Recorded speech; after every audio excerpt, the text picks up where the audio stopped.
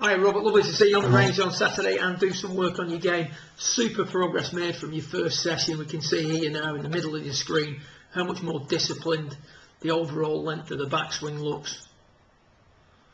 Super position, really strong. A little bit shut with the club face here at the top. What we mean by that is the club face is pointing skywards. We'd like to see it pointing a little bit more downwards so that the line of the club face and the line of the left arm are a little bit more matched up. Having said that, there's reasons for that we did go into during your session. On the way back, we'd like to see the wrists hinging a little bit quicker to offset the rotation of the left forearm, hence the club creeping behind us. Having said that, the big issue we had was that as you come into your downswing, there's a tendency to move away from that line. You can see there, if your head was up against the wall, as per what we see on the far right, the head drifts away. So that means the axis of the swing is a little bit unstable. There's the point at which we turn around at the centre of the shoulders, and as we go back, that's lifting up and moving away from the golf ball. So we need to stabilise the upper part of the golf swing.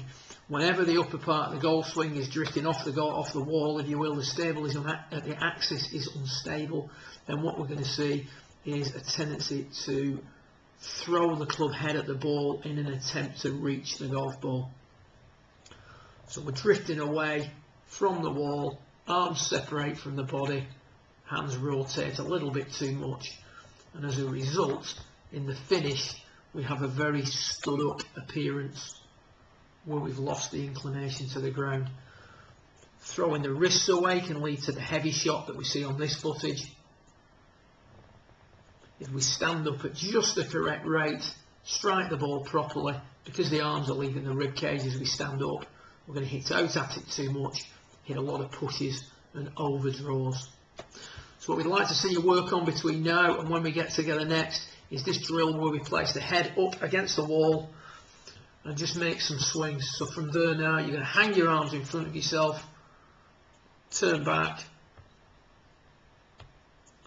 turn through, and you can see as you do that, you maintain your inclination to the ground much better.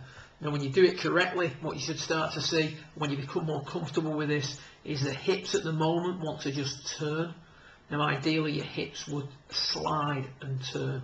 So feel like the hips are moving forward a little bit more. That's going to get the right foot banking in and get that right leg working a little bit better during the downswing. But between now and then, work heavily on still disciplining this backswing. I mean, it's a super move you make from the setup position that you've now got. Really, really strong looking backswing. Absolutely superb. Now we've got to work a little bit more on the business end of things, which is the downswing and the hitting of that golf ball. So the goal for you during the golf swing is to maintain your inclination to the ground, the red line here, by keeping your head against the wall as you come through. Super work, great effort, keep progressing the way you are, and you'll definitely be a good player in the years to come. Well played.